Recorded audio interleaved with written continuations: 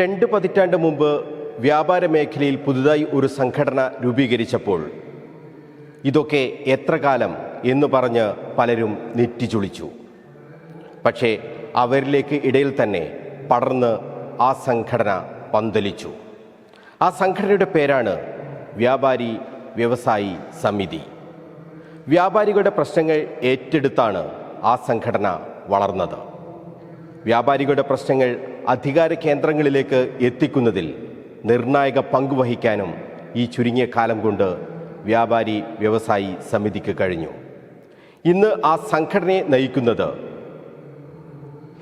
പ്രമുഖ വ്യവസായിയായ മുൻ MLA ആയ VKC മുഹമ്മദ് കോയയും ES ബിജുവുമാണ്. കണ്ണൂർ വിഷൻ BMH ക്വസ്റ്റ്യൻ അവറിൽ ഈ ആഴ്ച നമ്മളോടൊപ്പം അതിഥിയായി ചേരുന്നത് VKCയും ES ബിജുവുമാണ്. വ്യാപാര മേഖല വലിയ പ്രതിസന്ധിയെയാണ് നേരിടുന്നത്. ആ പ്രശ്നങ്ങൾ ചൂണ്ടിക്കാട്ടി നിരവധി പ്രക്ഷോഭങ്ങൾ വ്യാപാരി വ്യവസായി സമിതി നടത്തിയിട്ടുമുണ്ട്. വ്യാപാരികൾക്കിടയിലേക്ക് ഇറങ്ങിച്ചെല്ലാൻ ആ സംഘടനയ്ക്ക് കഴിഞ്ഞിട്ടുമുണ്ട്. അതുതന്നെയാണ് ആ സംഘടനയുടെ സ്വീകാര്യതയും. വ്യാപാര മേഖല എന്തൊക്കെ പ്രശ്നങ്ങളാണ് നേരിടുന്നത്? ഈ കാര്യങ്ങളാണ് കണ്ണൂർ വിഷൻ ക്വസ്റ്റ്യൻ അവർ പരിശോധിക്കുന്നത്. എല്ലാ പ്രേക്ഷകർക്കും ക്വസ്റ്റ്യൻ അവറിലേക്ക് ഹൃദ്യമായ സ്വാഗതം. VKC ES Biju. ആദ്യം നമുക്ക് വലിയ തോതിലുള്ള പ്രശ്നങ്ങൾ, ഈ ഏറ്റവും കൂടുതൽ പ്രശ്നം നേരിടുന്ന ഒരു മേഖലയായി വ്യാപാര മേഖല മാറിയിട്ടുണ്ട്. അതിൽ തന്നെ ഏറ്റവും നമ്മൾ നോക്കുമ്പോൾ നമ്മുടെ ഈ സാധാരണക്കാരായ വ്യാപാരികളൊക്കെ സംസാരിക്കുമ്പോൾ ഈ ഓൺലൈൻ വ്യാപാരത്തിൻ്റെ കടന്നുകയറ്റം അത് നമ്മുടെ പാവപ്പെട്ട ഏറ്റവും സാധാരണക്കാരായ വ്യാപാരികളെ വരെ ബാധിക്കുന്ന ഒരു പ്രശ്നമായി മാറിയിട്ടുണ്ട്. ആ പ്രശ്നത്തിൽ നിങ്ങൾക്ക് ഇടപെടാൻ കഴിഞ്ഞിട്ടുണ്ടോ? തീർച്ചയായും ഇന്നത്തെ വ്യാപാര മേഖല മുമ്പൊരു കാലത്തുമില്ലാത്ത തരത്തിലുള്ള പ്രതിസന്ധി നേരിടുകയാണ്. പലതരത്തിലുള്ള പ്രശ്നങ്ങളാണ്. അതിൽ ഈ അടുത്ത കാലത്ത് ഏറ്റവും രൂക്ഷമായി വ്യാപാര മേഖലയിൽ വന്ന പ്രശ്നമാണ് ഇവിടെ ചൂണ്ടിക്കാണിച്ച ഓൺലൈൻ വ്യാപാരവുമായി ബന്ധപ്പെട്ട കാര്യം.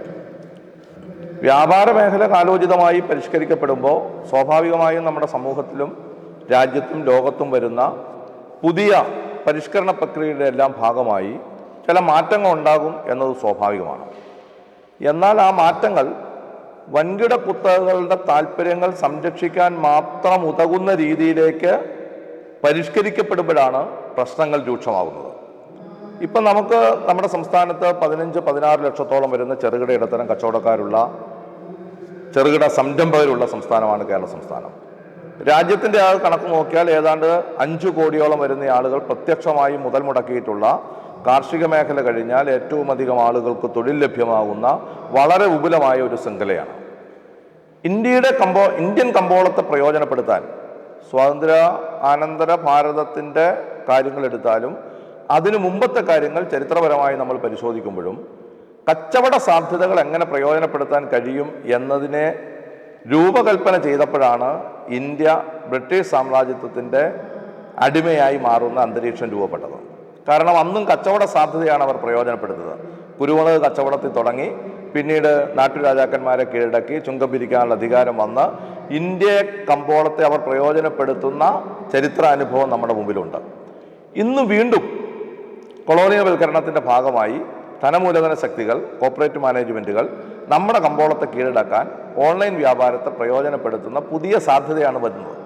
ആ സാധ്യത വരുമ്പോൾ ക്രയശേഷി നന്നായി വിനിയോഗിച്ചുകൊണ്ടിരിക്കുന്ന നമ്മുടെ സംസ്ഥാനത്തെയും രാജ്യത്തെയും ചെറുകിട ഇടത്തരം വ്യാപാര ശൃംഖലയ്ക്ക് അത് വല്ലാത്ത ഭീഷണിയാണ്. ഒരു പരിഷ്കരണം വരുന്നതിനെ ഞങ്ങളാരും എതിർക്കുന്നില്ല.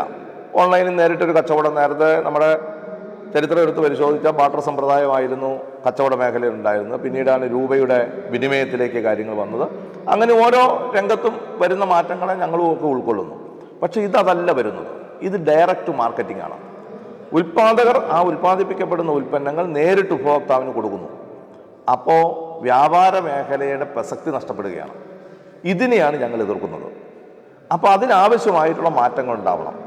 ചെറുകിട വ്യാപാരികൾക്ക് കൂടെ ഇത് പ്രയോജനപ്പെടുത്താൻ കഴിയുന്ന തരത്തിൽ ഈ ഓൺലൈൻ വ്യാപാരത്തെ ക്രമപ്പെടുത്തുക എന്നതാണ് ഇന്നത്തെ ഏറ്റവും അത്യന്താപേക്ഷിതമായിട്ടുള്ള കാര്യമെന്ന് പറയുന്നത്. അതിലേക്ക് എത്തിയില്ല എങ്കിൽ ഗവൺമെൻറ്റിലേക്ക് വരുമാനം നന്നായി വരുന്നത് ഈ ചെറുകിട വ്യാപാരിയിൽ നിന്നാണ്. ആ വ്യാപാരികൾക്ക് മാത്രമല്ല അവിടെ പണിയെടുക്കുന്ന തൊഴിലാളികളുണ്ട്. ഇപ്പോൾ രാജ്യത്തെ കണക്കെന്ന് പറയുന്നത് ഒരു വ്യാപാര സ്ഥാപനത്തിൽ 5 തൊഴിലാളി പണിയെടുക്കുന്നതാണ് ശരാശരി കണക്ക്. 1000-വും 2000-വും പേര് പണിയെടുക്കുന്ന വ്യാപാര സ്ഥാപനം ഉണ്ടാവും, ഒരാൾ പണിയെടുക്കുന്ന വ്യാപാര സ്ഥാപനം ഉണ്ടാവും. ഗവൺമെൻറ്റിൻ്റെ ഔദ്യോഗിക കണക്കെന്ന് പറയുന്നത് 5 പേര് പണിയെടുക്കുന്നതാണ്. 5 കോടി വ്യാപാരികളുണ്ടെങ്കിൽ 25 കോടി മനുഷ്യർ ആശ്രയിക്കുന്നത് ഈ വ്യാപാര മേഖലയാണ്. അതാണ് ഇന്ന് പരിമിതപ്പെട്ടുകൊണ്ടിരിക്കുന്നത്. ആ പരിമിതപ്പെടുന്ന സാഹചര്യത്തെ നമുക്ക് ഒഴിവാക്കാനാവണം. മറ്റൊരു പ്രധാനപ്പെട്ട പ്രശ്നം ഇന്ന് വ്യാപാര മേഖല അഭിമുഖീകരിക്കുന്നത് ജനങ്ങളുടെ വാങ്ങൽ ശേഷിയിൽ വരുന്ന കുറവാണ്. ഈ വാങ്ങൽ ശേഷിയിൽ വരുന്ന കുറവ് നമ്മുടെ വ്യാപാര അന്തരീക്ഷത്തെ പരിമിതപ്പെടുത്തുന്നു. ഈ പ്രധാനപ്പെട്ടതും ഗൗരവമേറിയിട്ടുള്ള പ്രശ്നങ്ങളുമാണ് ഞങ്ങൾ ചർച്ചയ്ക്ക് വിധേയമാക്കുന്നത്. ഇത് സർക്കാരുകളുടെ ശ്രദ്ധയിൽ ഞങ്ങൾ കൊടുത്തിട്ടുണ്ട്. പൊതുസമൂഹത്തിൽ ഒരു പുതിയ രീതിയിൽ അതിനെ കാണണം എന്ന അഭിപ്രായം ഞങ്ങൾ മുമ്പോട്ട് വച്ചിട്ടുണ്ട്. ഇതൊരു ചർച്ചയ്ക്ക് വേദിയാവണം എന്ന നിലപാട് ഞങ്ങൾ സ്വീകരിച്ചിട്ടുണ്ട്. ഇത് നമ്മുടെ സംസ്ഥാനത്തും രാജ്യത്തുമൊക്കെ ഏറ്റവും നല്ല നിലയിൽ ബൂസ്റ്റ് ചെയ്യപ്പെട്ടത് കോവിഡിൻ്റെ പശ്ചാത്തലത്തിലാണ്. അന്ന് ആളുകൾക്ക് വീടുകളിൽ നിന്ന് ഇറങ്ങാൻ കഴിയാതിരുന്നു, കടകൾ കമ്പോളങ്ങൾ അടഞ്ഞു കിടന്നു. ഒരു 4-5 മാസക്കാലം ലോക്ക്ഡൗണിൻ്റെ ഭാഗമായി നിശ്ചലാവസ്ഥയായിരുന്നു. അപ്പോഴാണ് ഈ ഓൺലൈൻ ബിസിനസ് കൂടുതൽ തഴച്ചു വളർന്നത്. പിന്നീടത് അവരുടെ സാധ്യത എങ്ങനെയാണോ പ്രയോജനപ്പെടുത്തേണ്ടത് ആ രീതിയിലേക്ക് അവർ വിന്യസിക്കപ്പെട്ടു. ഇതാണ് നാട്ടിൻപുറങ്ങളിലേക്കും എത്തി. ഏതോ നാട്ടിൻപുറങ്ങളിലേക്കും എത്തി, എല്ലാവരിലേക്കും എത്തുന്ന സ്ഥിതിവിശേഷം വന്നു. ഇപ്പോൾ ഏറ്റവും അവസാനം ഒരു മീൻ മേടിക്കണമെങ്കിൽ അതും ഓൺലൈനിൽ മേടിക്കുന്ന അവസ്ഥയിലേക്ക് കാര്യങ്ങൾ വരികയാണ്. അപ്പം ഗവൺമെന്റിന്റെ വരുമാനം കുറയുന്നു. നമുക്ക് ഈ പ്രശ്നം പരിഹരിക്കാനുള്ള ഒരു നിർദ്ദേശം എന്തെങ്കിലും സമിതി മുന്നോട്ട് വെച്ചിട്ടുണ്ട്? ഈ പ്രശ്നം പരിഹരിക്കുക എന്ന് പറഞ്ഞാൽ ഡയറക്റ്റ് മാർക്കറ്റിങ്ങിനെ നമ്മൾ പ്രോത്സാഹിപ്പിക്കാതിരിക്കുക. നമ്മുടെ രാജ്യത്ത് ഇപ്പോൾ 5 കോടിയോളം കച്ചവടക്കാരുണ്ട്. ഈ കച്ചവടക്കാരെ കൂടെ ഉൾക്കൊള്ളിച്ചുകൊണ്ടുള്ള ഒരു ഓൺലൈൻ മേഖലയെ നമ്മൾ എങ്ങനെ തിരഞ്ഞെടുക്കപ്പെടണം, അതിനെ സംബന്ധിച്ചിട്ടാണ് നമ്മുടെ നാട് ഇന്ന് ചർച്ച ചെയ്യപ്പെടേണ്ടത്. അപ്പോൾ അവരുടെ കടകളിലിരിക്കുന്ന ഉൽപ്പന്നങ്ങൾ കൂടെ ഈ ഓൺലൈനിലൂടെ വിറ്റഴിക്കാൻ കഴിയുന്ന തരത്തിലുള്ള പുതിയ സാധ്യതയാണ് നമ്മൾ ആലോചിക്കേണ്ടത്. ഇപ്പോൾ ഈ ഉൽപാദന കേന്ദ്രത്തിൽ നിന്ന് തന്നെ ഒരു സാധനം നമ്മൾ വാങ്ങുമ്പോൾ സ്വാഭാവികമായും അത് വില കുറയും. അങ്ങനെ ഒരു സംഭവം, അതായത് ഉൽപാദകർ അങ്ങനെ ഡയറക്റ്റായിട്ട് ഇവർക്ക് കൊടുക്കാൻ നിൽക്കാത്ത ഒരു സാഹചര്യം ഉണ്ടായാൽ ആ പ്രശ്നത്തിനൊരു പരിഹാരം ഉണ്ടാകില്ലേ? തീർച്ചയായിട്ടും നമ്മൾ ഈ ചെറുകിട കച്ചവടക്കാരെ കൂടെ വിശ്വാസത്തിൽ എടുക്കാൻ കഴിയുന്ന തരത്തിലേക്ക് ഈ ഓൺലൈൻ വ്യാപാരത്തെ മാറ്റണം. ഇപ്പം നമ്മുടെ മുമ്പിൽ ഒരു പ്രധാനപ്പെട്ട പ്രശ്നം ഞങ്ങളെല്ലാം ചർച്ച ചെയ്യപ്പെടുന്നത് ഈ വഴിയോര കച്ചവടം. വഴിയോര കച്ചവടത്തിൻ്റെ പ്രശ്നം എന്താ? ഡയറക്റ്റായിട്ട് അവർ സാധനം എടുക്കുന്നു, ഒരു വാടക കൊടുക്കണ്ട, കറണ്ട് ചാർജ് കൊടുക്കണ്ട, ഒരു ലൈസൻസും എടുക്കേണ്ടതില്ല, തൊഴിലാളിയെ വെക്കേണ്ടതില്ല, ഒന്നും ചെയ്യേണ്ടതില്ല. ഈ വ്യവസ്ഥാപിതമായിട്ടുള്ള മാർഗത്തിലൂടെ വ്യാപാരം നടത്തുന്ന വ്യാപാര സ്ഥാപനത്തിലെ ഉൽപ്പന്നം തന്നെ അവിടെ കൊണ്ടുവിൽക്കും. ഇതിനേക്കാൾ വില കുറച്ച് അവിടെ വിൽക്കാൻ കഴിയും. വാങ്ങുന്ന ഒരു ഉപഭോക്താവ് ആരുമാവട്ടെ, അവരെ സംബന്ധിച്ചോളം ഈ കടകളിൽ നിന്ന് വാങ്ങുന്നതിനേക്കാൾ ചെറിയ ശതമാനം വില കുറവിൽ അവർക്ക് കിട്ടും. പക്ഷെ അവിടെ വരുന്ന പ്രശ്നം എന്താ? ഗവൺമെൻറ്റിലേക്ക് വരേണ്ട ടാക്സ് വരുന്നില്ല, DLA ലൈസൻസ് വരുന്നില്ല, തൊഴിൽക്കരം വരുന്നില്ല. സർക്കാർ സംവിധാനത്തെ ഇതിലൂടെ തകർക്കപ്പെടുന്ന സാഹചര്യം ശരിക്കും സർക്കാരിന് തന്നെയാണ്. നഷ്ടം തീർച്ചയായും സർക്കാരിന് തന്നെ വരുന്നു. ഇത് കേന്ദ്ര സംസ്ഥാന സർക്കാരുകളുടെ ശ്രദ്ധയിൽ ഞങ്ങൾ പല സന്ദർഭങ്ങളിലായി ഈ വിഷയം ഞങ്ങൾ ചർച്ചയ്ക്ക് വിധേയമാക്കിയിട്ടുണ്ട്. അത് കുറച്ചുകൂടെ ശക്തിപ്പെടുത്തണമെന്ന അഭിപ്രായമാണ് ഞങ്ങൾക്കുള്ളത്. അത് ഗവൺമെൻറ് ആവശ്യമായിട്ടുള്ള ഇടപെടൽ നടത്തണം. ഇപ്പോൾ വ്യാപാര മേഖല വലിയ തോതിലുള്ള പ്രശ്നങ്ങൾ നേരിടുമ്പോൾ ഈ വൈവിധ്യവൽക്കരണത്തിൻ്റെ കാലമാണല്ലോ. ഇപ്പോൾ ഏതെങ്കിലും ഒരു കട തുടങ്ങി അത് അവിടെ തന്നെ നിൽക്കാതെ മറ്റ് തലങ്ങളിലേക്ക് കൂടി പോകണം എന്നാണ് VKC മുഹമ്മദ് കോയ എല്ലാ വ്യാപാരികളോടും എല്ലാ യോഗങ്ങളിലും ഒക്കെ സംസാരിക്കുന്നത്.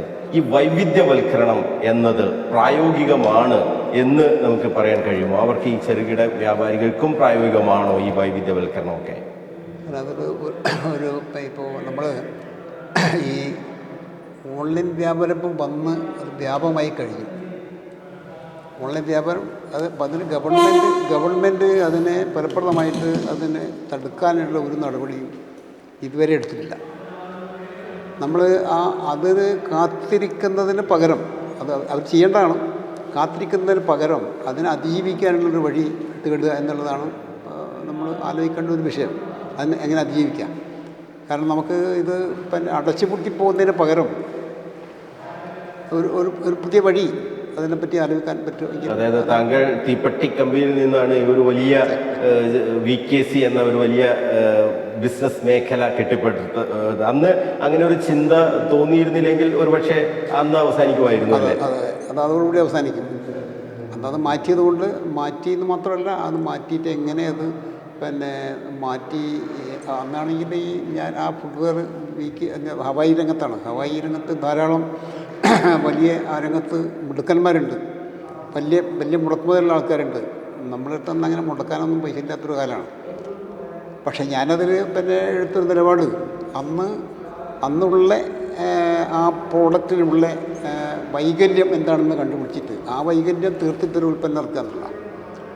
അന്നത്തെ ഏറ്റവും വലിയ പ്രശ്നം എല്ലാവർക്കും അറിയാതെ, അന്ന് ഈ ചെരുപ്പിന് വള്ളി പൊട്ടിപ്പോകും, വള്ളി ഊരിപ്പോരും. നമ്മൾ പൊതുയോഗത്തിലൊക്കെ പ്രകടനത്തിലൊക്കെ പോകുമ്പോൾ ആരും ബാക്കിൽ നിന്ന് ചവിട്ടിയാൽ പിന്നെ അത് എടുത്ത് കയ്യിൽ വെച്ചിട്ട് അതിങ്ങനെ ചെയ്യണം. അതായത് അധ്വാനിക്കുന്ന ആളുകൾക്ക് ഇതിങ്ങനെ അവർ ട്രാളി വലിക്കുന്നവന്, മറ്റേ കൃഷിപ്പണിയെടുക്കുന്നവന്, മറ്റു പണിയെടുക്കുന്നവന്, അവർക്ക് കൽപ്പണിക്കാരൻ, അവർക്കൊക്കെ ഇത് എത്രയും ഉപയോഗിക്കാമെന്നുള്ള സ്ഥിതി വന്നു. അപ്പോഴാണ് അങ്ങനെയാണ് നമ്മൾ വിജയം കണ്ടെത്താൻ കഴിഞ്ഞത്. അതുകൊണ്ട് എല്ലാവരും ഏതെങ്കിലും ഒരു പഴുതുണ്ടാവും, എല്ലാത്തിനും ഏത് മേഖലയിലും പഴുതുണ്ടാവും. ആ പഴുത് ഉപയോഗിച്ചിട്ട് നമുക്ക് എങ്ങനെ രക്ഷപ്പെടാമെന്നുള്ളത് നമ്മൾ സ്വയം ചിന്തിച്ചിട്ട് ഒരു പ്രവർത്തനം നടത്തണം. അതാണ് ഞാൻ ഉദ്ദേശിച്ചത്.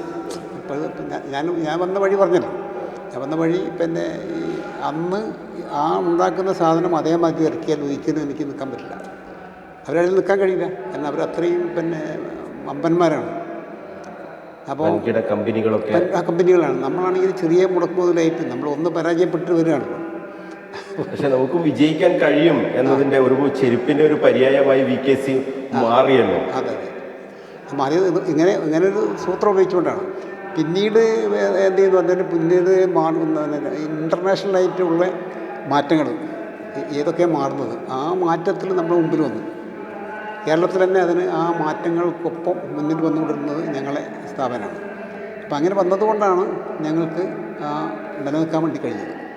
അപ്പോൾ ഞങ്ങൾ ഏത് സാധനം എവിടെ ഇറങ്ങിയാലും ഞങ്ങളത് അതിനെപ്പറ്റി പഠിച്ചിട്ട് നമ്മളെ നാട്ടിൽ വിൽക്കാൻ പറ്റുന്ന തരത്തിലുള്ളതിനെ മാറ്റിയെടുത്തിട്ട് ചെയ്യുന്നുണ്ട്. അതുകൊണ്ടാണ് തെക്കാൻ പറ്റുന്നത്. ഇപ്പോഴും ഞങ്ങൾ ചെയ്തുകൊണ്ടിരിക്കുന്നുണ്ട്. ആ മാറ്റങ്ങൾക്കനുസരിച്ച് ഇപ്പോൾ ഞങ്ങളതെല്ലാം വിപുലപ്പെടുത്തി കൂടുതൽ ആളുകൾ, കൂടുതൽ വിദഗ്ധന്മാർ, കൂടുതൽ സംവിധാനം ഒക്കെ ഒരുക്കിയിട്ടാണ് ഞങ്ങളിപ്പോൾ ചെയ്തുകൊണ്ടിരിക്കുന്നത്. അപ്പം മാറ്റത്തിനനുസരിച്ച് മാറി വന്നിട്ട് നമ്മൾ ആ ഒരു ചെറിയ ഒരു 60 ജോഡി ചെരുപ്പുണ്ടാക്കുന്നിടത്തു നിന്ന് നമ്മൾ ഒരു 6-7 ലക്ഷം ചെരുപ്പ് ഡെയിലി ഉണ്ടാക്കുന്നിടത്ത് കാര്യങ്ങൾ മാറ്റിയെടുക്കാൻ കഴിഞ്ഞു. അപ്പോൾ അതിനെ നമ്മൾ ഇത് മാത്രമല്ല, അതിന് പറ്റുന്ന ആളുകളൊക്കെ നമ്മൾ വിനിയോഗിച്ചു. സാങ്കേതിക വിദ്യകളൊക്കെ സാങ്കേതിക വിദ്യകൾ അറിയുന്ന ആൾക്കാർ, ഇതിന് ചെയ്യാൻ പറ്റുന്ന ആളുകൾ, കഴിവുള്ള ആളുകൾ, ഇതിന് ഓരോ ഈ മേഖലയിലൊക്കെ വർക്ക് ചെയ്യാൻ പറ്റുന്ന ഈ സ്വീകാര്യരായിട്ടുള്ള സമർത്ഥരായിട്ടുള്ള ആളുകളെ, വിദഗ്ധന്മാരെല്ലാം നമ്മൾ അതിനുപയോഗപ്പെടുത്തി. അതിനുപയോഗപ്പെടുത്തുന്നത് നമ്മൾ ഇപ്പോൾ അതിന് പറ്റുന്നതിലെ നാക്കൊക്കെ അതിൻ്റെ കൂടെ ഉപയോഗിച്ചിട്ടാണ്, അതിൻ്റെ കൂടെയൊക്കെ നിർത്തിയിട്ടാണ് നമ്മൾ ചെയ്യുന്നത്. അപ്പോൾ അതേമാതിരി നമ്മൾ ഏതെങ്കിലും ഒരു വഴി നമുക്ക് ഇതൊന്ന് പുറത്ത് കിടക്കാൻ ആലോചിക്കുക എന്നുള്ള, എല്ലാത്തിനും ഒരു വഴി ഉണ്ടാവും. അതാണ് ഉദ്ദേശിച്ചത്. എല്ലാത്തിനും നമ്മളിപ്പോൾ ഒരു എല്ലാത്തിനും ഉണ്ടല്ലോ പരിഷ്കരണം. അപ്പോൾ അത് പല മേഖലയിലുണ്ട്. ഇപ്പോൾ ആളുകൾ ഇപ്പോൾ ഈ സർവത്ത് തന്നെ എന്തെല്ലാം സർവത്തുണ്ട്. ഒരു സാധനം, അതായത് നമ്മൾ സാധാരണ ഉപയോഗിക്കുന്ന സാധനങ്ങൾ തന്നെ അത് വാല്യൂ ആഡഡ് പ്രൊഡക്റ്റ് ആക്കിയിട്ട് ഇറക്കിയിട്ട് ആളുകൾ രക്ഷപ്പെട്ടു പോകുന്നുണ്ട്. അങ്ങനെയൊക്കെ ഒരു ശ്രമം നടത്തുക, വേറെ വഴിയില്ലല്ലോ. അതാണ് ഇപ്പോൾ നമുക്കിപ്പോൾ ഈ ഏറ്റവും വലിയ പ്രശ്നം, ഇതിലുണ്ടാകുന്ന പ്രശ്നത്തിൽ ഇതൊക്കെ നമ്മൾ വേറൊരു കാര്യം. മറ്റുള്ള പ്രശ്നം എന്ന് പറഞ്ഞാൽ ഇപ്പോൾ ഈ ചെറുകിട ഇപ്പോൾ ഈ കച്ചവടക്കാരെന്ന് പറയുമ്പോൾ ആളെ മനസ്സിൽ അതെന്തോ ഒരു വലിയ വരുമാനമൊക്കെ ഉള്ള ആൾക്കാരാണെന്നാണ് വരിക. ഇതിൽ മഹാഭൂരിപക്ഷ ആളുകളും മറ്റ് തൊഴിൽ ലഭിക്കാൻ കഴിയാത്തത് കൊണ്ട് കച്ചവടത്തിൽ വന്ന ആൾക്കാരുണ്ട്. അവർ ചിലപ്പോൾ അച്ഛനും മക്കളും ഒക്കെ ഉണ്ടാവും. അങ്ങനെ ഇവരെല്ലാവരും കൂടി പണിയെടുത്താലും വൈകുന്നേരം അവർക്ക് 1000 രൂപ കിട്ടില്ല. ആ സമയത്ത് കൂലിപ്പണിക്ക് പോയി കാണാൻ 4 പോയാൽ 4000 രൂപ കിട്ടും. പക്ഷെ അവരഭിമാനം അതിനെ സമ്മതിക്കാത്തതുകൊണ്ട് അവർ ഇതുമായിട്ട് കഴിഞ്ഞു കൊടുക്കും. അങ്ങനെ പോകുന്ന കുറേ ആളുകൾ ഈ മേഖലയിൽ. അപ്പോൾ നമ്മൾ കച്ചവടക്കാരെന്ന് പറഞ്ഞാൽ അത് ആരും കണക്കിലെടുക്കുന്നില്ല. അവരെ ഇപ്പോൾ കച്ചവടക്കാരെന്ന് പറഞ്ഞാൽ വലിയ കയറ്റുമതിക്കാർ, ഇറക്കുമതിക്കാർ, വലിയ കച്ചവടം ചെയ്യുന്ന ആളുകൾ, അധികം ലോഡ് വരുന്നത്, ലോഡ് അയക്കുന്നവർ, ഒന്നിച്ച് വെക്കുന്നവർ, ഇതൊക്കെ ഒരു ഭാഗമാണ്. പക്ഷേ എണ്ണത്തിൽ കൂടുതൽ ഞാൻ ഈ പറഞ്ഞ സൈസാണ്. ഈ ജീവിക്കാൻ വേണ്ടി, തൊഴിലിന് വേണ്ടി നടത്തുന്ന ആളുകളുടെ എണ്ണമാണ് കൂടുതൽ. ഇപ്പോൾ നമ്മളിപ്പോൾ നിങ്ങൾ വേണമെങ്കിൽ കണ്ണൂർ ഡിസ്ട്രിക്റ്റിൽ എടുത്തു നോക്കാം. പട്ടണത്തിലൊക്കെ കുറച്ച് വലിയ കച്ചവടക്കാരുണ്ടാവും. പക്ഷെ നാട്ടിൻപുറത്തൊക്കെ ജീവിക്കാൻ വേണ്ടി മാത്രം മറ്റ് തൊഴിൽ കിട്ടാത്തതുകൊണ്ട് തൊഴിലെടുക്കുന്ന ആൾക്കാരാണ് ഈ കച്ചവടക്കാർ.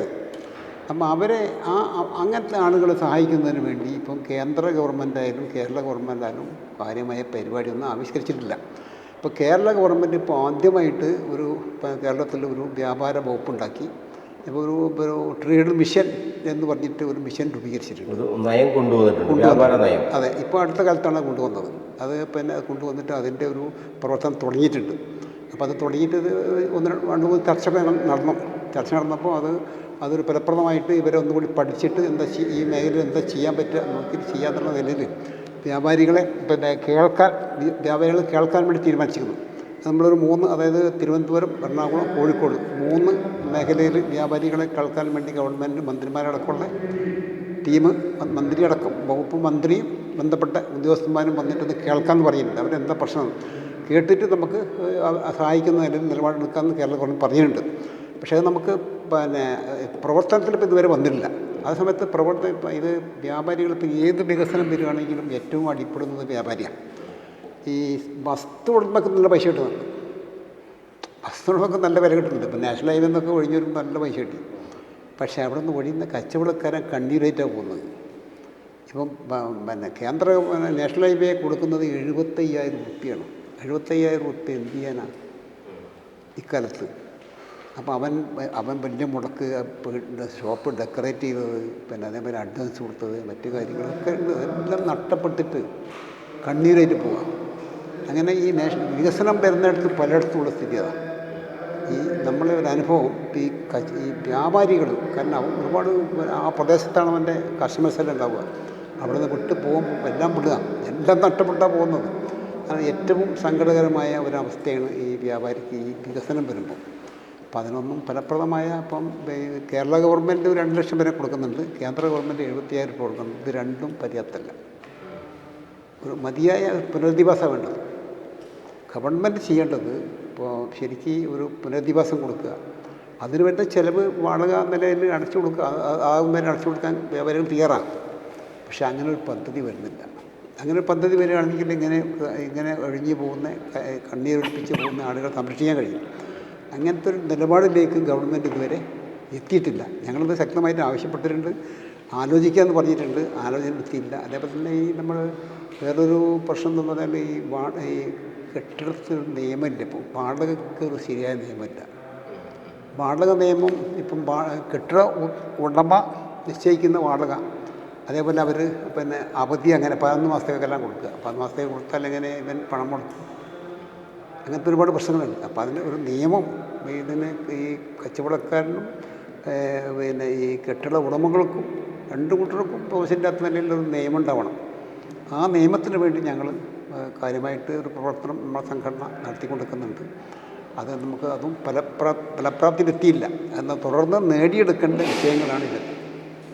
നമ്മൾ ഈ വ്യാപാര മേഖലയിൽ ഇത്രയും വലിയ പ്രശ്നങ്ങളൊക്കെ ഉണ്ടാകുമ്പോൾ നിങ്ങളെപ്പോലെ അത് അധികാരികളിലേക്ക് എത്തിക്കാൻ മറ്റു ഒരു സംഘടനയ്ക്കും കഴിയില്ല. കാരണം നിങ്ങൾ പൊതുസമൂഹവുമായി ചേർന്ന് പ്രവർത്തിക്കുന്നവരാണ്.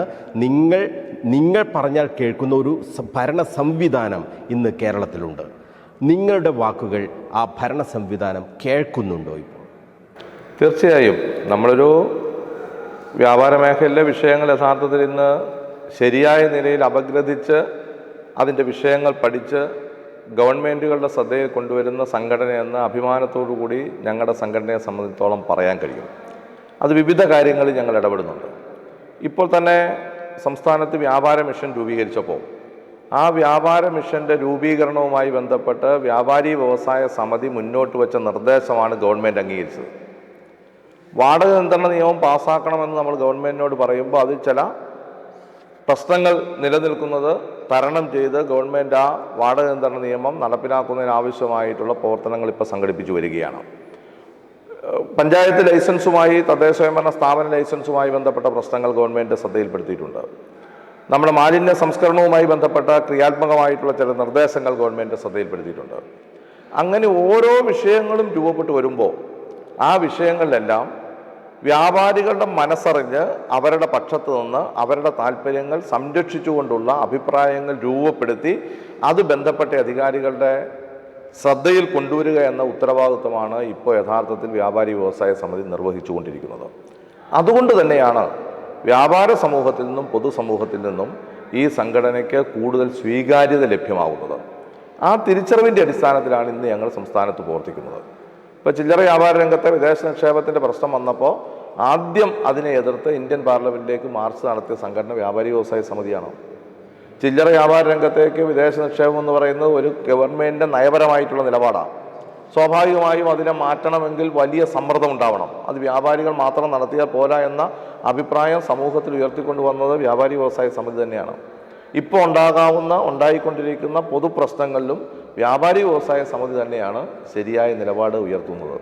അതുകൊണ്ട് തന്നെ ഇന്ന് സർക്കാർ തലത്തിൽ, തദ്ദേശ സ്വയംഭരണ സ്ഥാപന തലത്തിൽ, വിവിധ ഡിപ്പാർട്ട്മെൻറ്റുകളിൽ ഏത് ചർച്ചകൾക്ക് നേതൃത്വം നൽകുമ്പോഴും വ്യാപാരി വ്യവസായ സമിതിയെ അംഗീകരിക്കുന്നിടത്തേക്ക് കാര്യങ്ങൾ എത്തിച്ചേർന്നിട്ടുള്ളത്. അത് ഞങ്ങൾക്ക് ലഭിക്കുന്ന ഒരു ഉത്തരവാദിത്വമായി തന്നെ ഞങ്ങൾ കാണുകയാണ്. വ്യാപാരി ക്ഷേമനിധി ബോർഡുമായി ബന്ധപ്പെട്ട പ്രശ്നങ്ങൾ, മറ്റൊട്ടനവധി സർക്കാർ ബോർഡുകളുമായി ബന്ധപ്പെട്ട പ്രശ്നങ്ങൾ, ഇതിലെല്ലാം ഞങ്ങൾ അഭിപ്രായങ്ങൾ പറയുകയും നിർദ്ദേശങ്ങൾ മുമ്പോട്ട് വെക്കുകയും ഞങ്ങളെ വിശ്വാസത്തിലെടുത്തുകൊണ്ട് തന്നെ ആ മേഖലയിലെ വിഷയങ്ങൾ ചർച്ച ചെയ്യപ്പെടാൻ സർക്കാർ തയ്യാറാവുകയും ചെയ്യുന്ന ഒരു സാഹചര്യത്തിലേക്കാണ് ഇപ്പോൾ കാര്യങ്ങൾ പോകുന്നത്. അത് തീർച്ചയായും വലിയ ഗുണകരമായിട്ടുള്ളൊരു മാറ്റമാണ് മറ്റു വ്യാപാര സംഘടനകളിൽ നിന്ന് വ്യത്യസ്തമായി വ്യാപാരി വ്യവസായ സമിതിക്ക് ലഭ്യമായിട്ടുള്ളത്. എന്തായാലും ഈ വ്യാപാരി വ്യവസായി സമിതി ഉന്നയിക്കുന്ന പ്രശ്നങ്ങൾ ഇപ്പോൾ പാർലമെന്റിലടക്കം റഹീം MP അത് ഉന്നയിക്കുന്ന നിലയിലേക്കൊക്കെ എത്തിയിട്ടുണ്ട്. നിങ്ങളുടെ പ്രശ്നങ്ങൾ ഏറ്റെടുത്തുകൊണ്ട് ജനപ്രതിനിധികൾ ഉൾപ്പെടെ ഇപ്പോൾ സംസാരിക്കാൻ തുടങ്ങിയിട്ടുണ്ട്. തീർച്ചയായിട്ടും അത് വലിയൊരു മാറ്റമാണ്. മുമ്പ് അതില്ലായിരുന്നു. വ്യാപാരി വ്യവസായ സമിതിയെ അംഗീകരിക്കപ്പെടുന്ന ഒരു സംഘടനയായി ആരും അത് അവരുടെ മനസ്സിൽ പോലും ഇല്ലായിരുന്നു.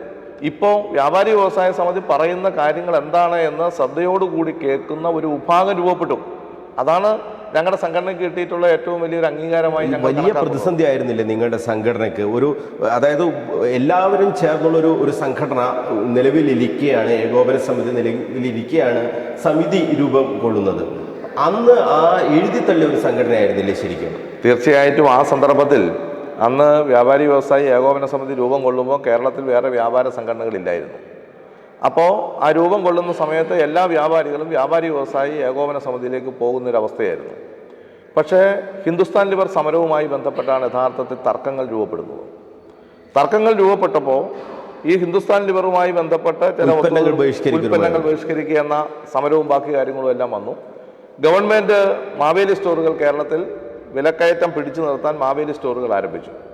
ഈ മാവേലി സ്റ്റോറുകൾ ആരംഭിച്ച സമയത്ത് പല ജില്ലകളിലും വാമന സ്റ്റോറുകൾ തുടങ്ങുന്നതിന് വേണ്ടിയിട്ടുള്ള വലിയ പരിശ്രമം, അതിനെ പ്രതിരോധിക്കാൻ ചില സംഘടനകൾ മുൻപോട്ട് വന്നു. ഇത്തരം ഒരു സന്ദർഭത്തിലാണ് കേരളത്തിലെ ചില വ്യാപാരികൾ ഇതൊരു ഏകപക്ഷീയമായ നിലപാടിലേക്കാണ് പോകുന്നത്. ഇതിന് പിന്നിൽ വലിയ സാമ്പത്തിക സമ്മർദ്ദങ്ങളുണ്ട്. അതുകൊണ്ട് ജനാധിപത്യപരമായി പ്രവർത്തിക്കാൻ കഴിയുന്ന തരത്തിൽ ഒരു വ്യാപാര സംഘടന രൂപപ്പെടണം എന്ന ആഗ്രഹം വ്യാപാരികളിൽ നിന്ന് തന്നെ രൂപപ്പെട്ടു വന്നപ്പോഴാണ് 1988 തൃശ്ശൂർ വെച്ച് വ്യാപാരി വ്യവസായ സമിതിക്ക് യഥാർത്ഥത്തിൽ രൂപം നൽകുന്നത്. ആദ്യഘട്ടത്തിൽ വലിയ പ്രതിസന്ധി ഞങ്ങൾ അഭിമുഖീകരിച്ചു. ഇത് വെറും പെട്ടിക്കച്ചവടക്കാരുടെ സംഘടനയാണ്, കടലാസ് സംഘടനയാണ്, ചില രാഷ്ട്രീയ പ്രേരിതമായിട്ടാണ് ഈ സംഘടന രൂപപ്പെട്ടത് എന്നെല്ലാമുള്ള ഒട്ടനവധി ആക്ഷേപങ്ങൾ ഞങ്ങൾക്ക് കേൾക്കേണ്ടി വന്നു. എന്നാൽ അതിനെയെല്ലാം അതിജീവിച്ചുകൊണ്ടാണ് ഇന്ന് ഏഷ്യയിലെ തന്നെ ഏറ്റവും വലിയ വ്യവസായി എന്ന് പറയാൻ കഴിയുന്ന VKC ഇതിൻ്റെ പ്രസിഡൻ്റായും കേരളത്തിലെ പ്രമുഖ വ്യാപാരികൾ ഇന്ന് വ്യാപാരി വ്യവസായ സമിതിയിൽ അംഗങ്ങളായും കേരളത്തിലെ വിവിധ വിഷയങ്ങൾ ചർച്ച ചെയ്യപ്പെടുന്ന സംഘടനയായി വ്യാപാരി വ്യവസായ സമിതി മാറിയിട്ടുള്ളത്. ഇപ്പോൾ ഏറ്റവും അവസാനം ലഹരിക്കെതിരായിട്ടുള്ള പ്രവർത്തനം അത് ഏറ്റെടുക്കാൻ ഞങ്ങൾ തയ്യാറാവുകയാണ്. ഞങ്ങളുടെ ഒരു വ്യാപാര സ്ഥാപനത്തിനും ഒരു ലഹരി ഉൽപ്പന്നങ്ങളും വിൽക്കില്ല എന്ന നിലപാട് ഞങ്ങൾ സ്വീകരിച്ചു. മാലിന്യ നിർമ്മാർജ്ജനവുമായി ബന്ധപ്പെട്ട് നീതി ആയോഗിൻ്റെ കണക്ക് പ്രകാരം പല കാര്യങ്ങളിലും കേരളം ഒന്നാമതെത്തുമ്പോൾ പുതിയൊരു കാര്യത്തിൽ കൂടെ കേരളം ഒന്നാമത് വരികയാണ്. അത് മാലിന്യമില്ലാത്ത സംസ്ഥാനമായി ദൈവത്തിൻ്റെ സ്വന്തം നാട് അറിയപ്പെടുന്നിടത്തിലേക്ക് വലിയ രീതിയിലുള്ള മാറ്റം വരും. അതിൽ വലിയ ഉത്തരവാദിത്വം വ്യാപാരി വ്യവസായ സമിതിക്കും കേരളത്തിലെ വ്യാപാരികൾക്കും ഉണ്ട്. ഞങ്ങളുടെ സ്ഥാപനങ്ങൾ വൃത്തിയായി സൂക്ഷിക്കാൻ തീരുമാനിച്ചു. ഞങ്ങളുടെ വ്യാപാര സ്ഥാപനങ്ങളിരിക്കുന്ന അങ്ങാടികൾ മെച്ചപ്പെട്ട നിലവാരത്തിലേക്ക് കൊണ്ടുവരാൻ തീരുമാനിച്ചു. അതിനെല്ലാം വ്യാപാരി വ്യവസായ സമിതി നേതൃത്വം നൽകുകയാണ്. അങ്ങനെ തികഞ്ഞ സാമൂഹ്യ പ്രതിബദ്ധതയോട് കൂടിയിട്ടാണ് വ്യാപാരി വ്യവസായ സമിതി ഇന്ന് പ്രവർത്തിക്കുന്നത്.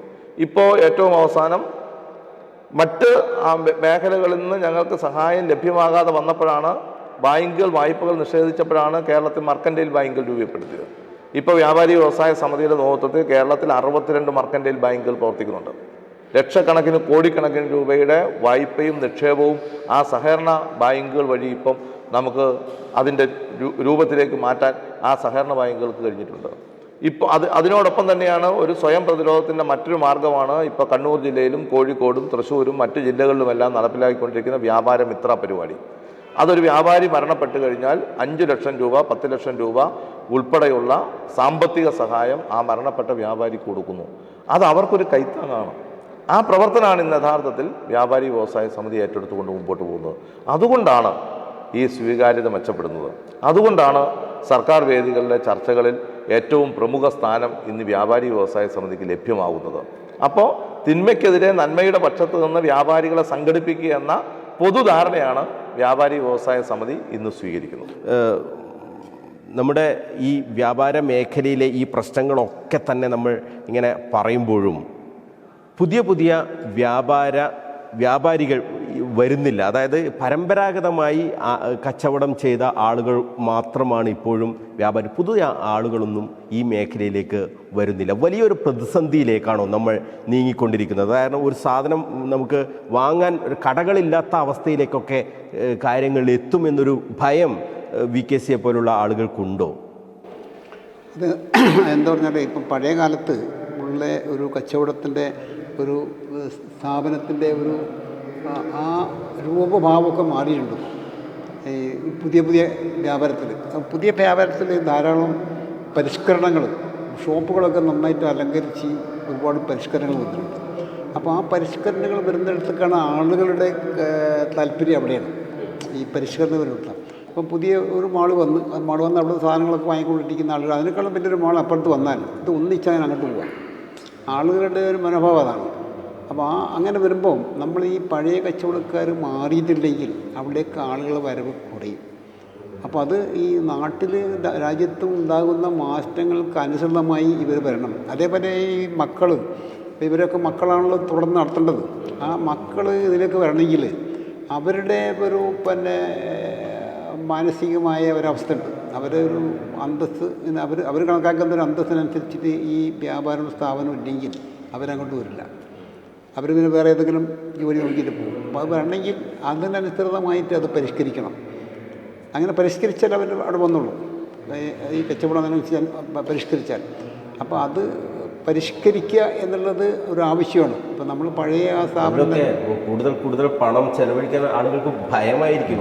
ഇത് മുതൽ മുടക്ക് തിരിച്ചു കിട്ടുമോ എന്നുള്ളൊരു പേടി. അല്ല, ഇന്ന് ഒരുപാട് ആളുകൾ വലിയ വാടകയ്ക്ക് എടുത്ത് വലിയ ഷോപ്പ് തുടങ്ങിയിട്ട് കോടിക്കണക്കിന് ഉറുപ്പിക നഷ്ടപ്പെട്ട് പോകുന്നുണ്ട് ഇപ്പോഴും തന്നെ.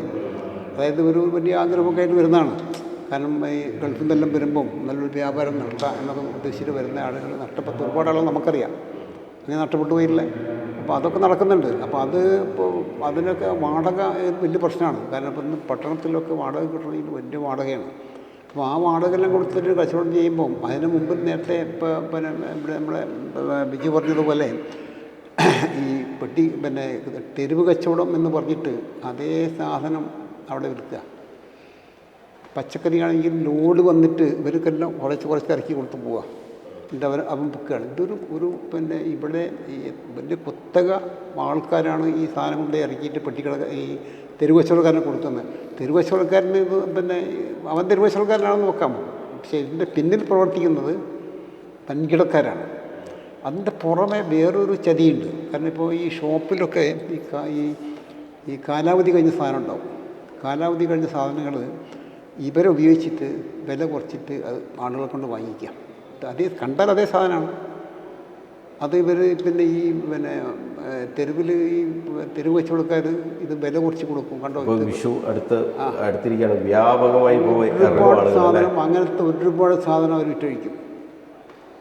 അപ്പം ഒരു നിവൃത്തിയില്ല, ആളുകൾ വഞ്ചിതരാകുന്ന ഒരു ഭാഗത്ത് യഥാർത്ഥത്തിൽ കച്ചവടം ചെയ്യാൻ പറ്റാതെ വരുന്നത്.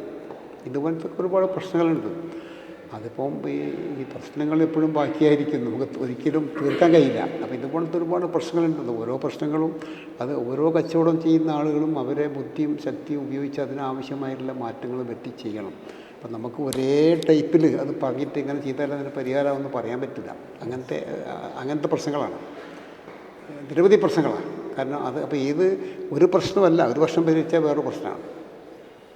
പ്രശ്നങ്ങൾ നമ്മൾ സ്വയം ഈ കച്ചവടം ചെയ്യുന്ന ആളുകൾ ഇപ്പം കാരണം അതിങ്ങനെ നമുക്ക് ചെയ്യാൻ പറ്റും. അത് ആളുകൾ എത്ര ആലോചിക്കുന്നില്ല. ഒരേ വഴി ആലോചിച്ചിട്ട് ഇങ്ങനെ പോവുകയാണ്. ഇപ്പം നമ്മൾ പിന്നെ ഈ ഇതൊക്കെ എന്താ പറയുക ഈ പിന്നെ ഈ ചെമ്മരിയാടൊക്കെ പോകുന്ന മാതിരി തടിയും തത്തിട്ട് കൂടെ ഇങ്ങനെ പോവാം. ഒന്ന് തുടങ്ങി അതിൽ മാത്രം ഇങ്ങനെ അതെ, നിൽക്കുകയാണ്.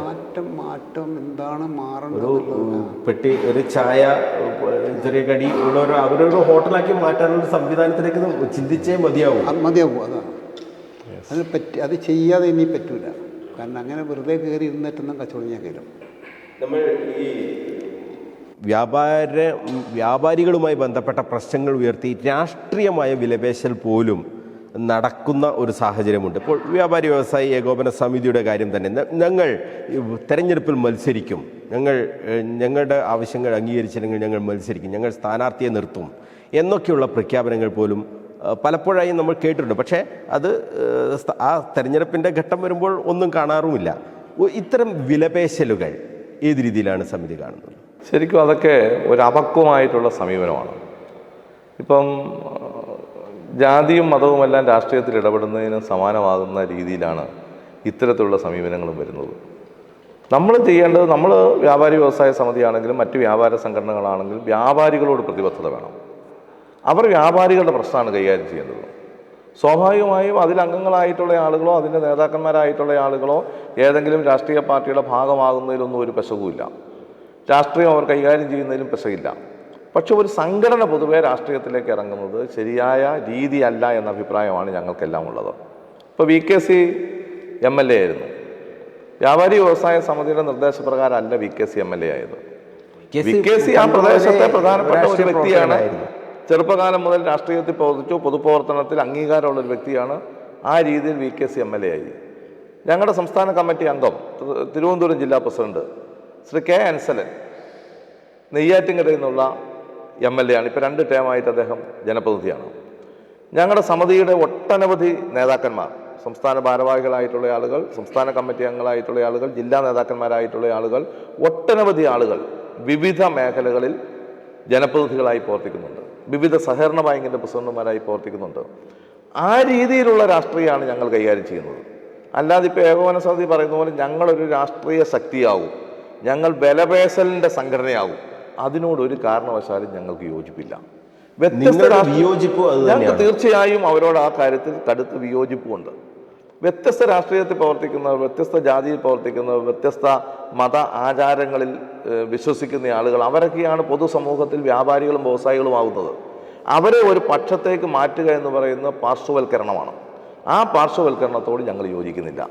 അങ്ങനെ രാഷ്ട്രീയ ശക്തി ആകേണ്ട ഒരു കാര്യവും കേരളത്തിലെ ഒരു വ്യാപാര സംഘടനയ്ക്കുമില്ല.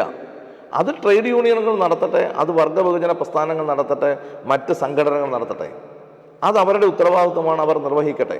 വ്യാപാര സംഘടന പൊതുവെ വ്യാപാരികളുടെ പക്ഷത്ത് നിന്ന് അവരുടെ താല്പര്യങ്ങൾ സംരക്ഷിച്ച് പൊതുസമൂഹത്തോടൊപ്പം ചേർന്ന് സാമൂഹ്യ പ്രതിബദ്ധതയോടുകൂടി പ്രവർത്തിക്കേണ്ട സംഘടനയാണ്. ആ സാമൂഹ്യ പ്രതിബദ്ധതയാണ് മറ്റ് സംഘടനകളിൽ നിന്ന് വ്യാപാരി വ്യവസായ സമിതിയെ വേറിട്ട രീതിയിൽ ചിന്തിപ്പിക്കുകയും വേറിട്ട അനുഭവം സമൂഹത്തിൽ സംഭാവന ചെയ്യുകയും. നിങ്ങളെ മുദ്ര കുത്തപ്പെടുന്നത് ഒരു പാർട്ടിയുടെ ഒരു സംഘടന എന്നുള്ള രീതിയിൽ നമ്മുടെ നാട്ടിലെ പുരോഗമന ആശയം കൈകാര്യം ചെയ്യുന്ന ഒട്ടനവധി ആളുകൾ വ്യാപാരി വ്യവസായ സമിതിയിലുണ്ട്. ഒരു പക്ഷേ ഭൂരിപക്ഷം ആളുകളുണ്ട്. അത് രാഷ്ട്രീയ ശക്തി ആയതുകൊണ്ടല്ല. മറ്റ് രാഷ്ട്രീയ പാർട്ടിയിലാണ്, എല്ലാ രാഷ്ട്രീയ പാർട്ടിയിലും പെട്ടിട്ടുള്ള ആളുകളുണ്ട്.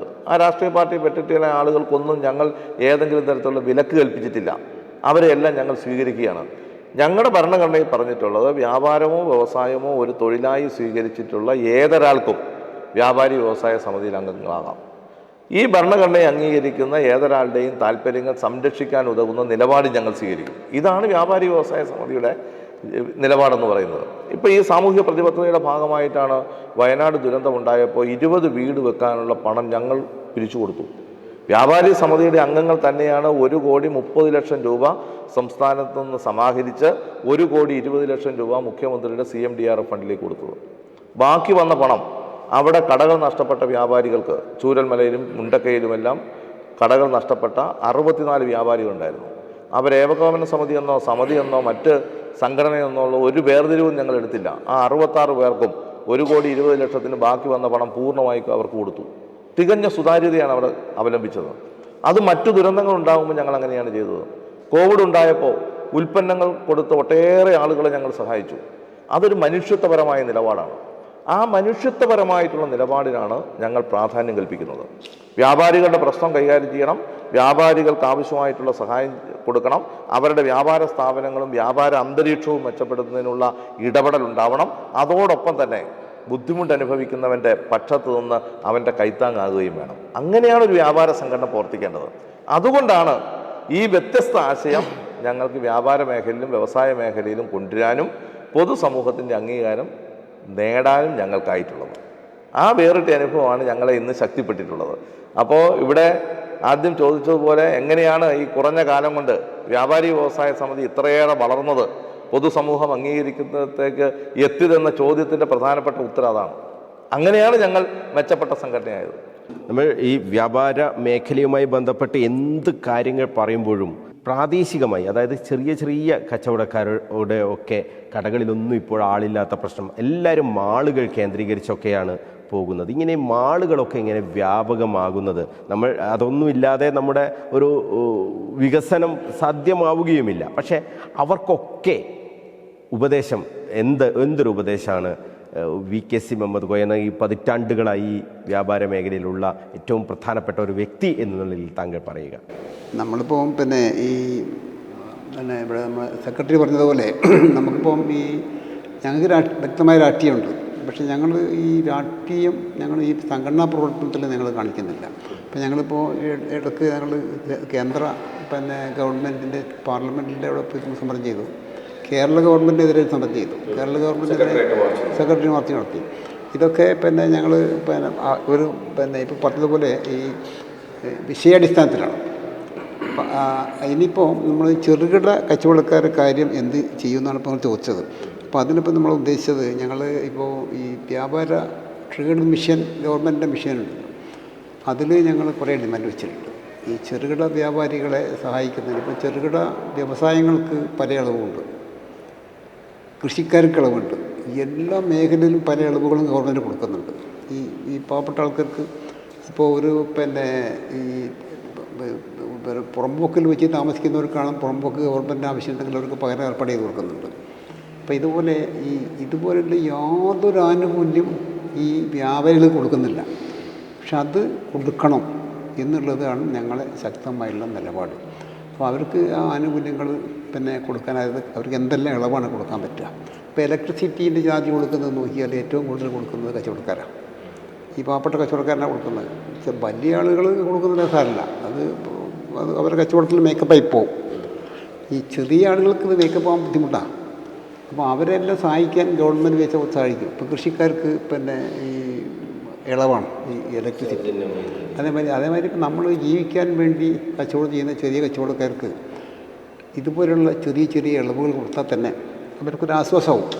അപ്പോൾ അതൊക്കെ ഞങ്ങൾ ആ ഒരു ഡിമാൻഡ് ഞങ്ങൾ ഗവൺമെൻറ് മുമ്പിൽ വെച്ചിട്ടുണ്ട്, ചർച്ച ചെയ്യാമെന്ന് പറഞ്ഞിട്ടുണ്ട്. അപ്പോൾ അതിനുവേണ്ടി ഞങ്ങൾ പ്രവർത്തിച്ചുകൊണ്ടിരിക്കുകയാണ്. ഞങ്ങൾ അവരുടെ കൂടെ തന്നെ ഉള്ളത്.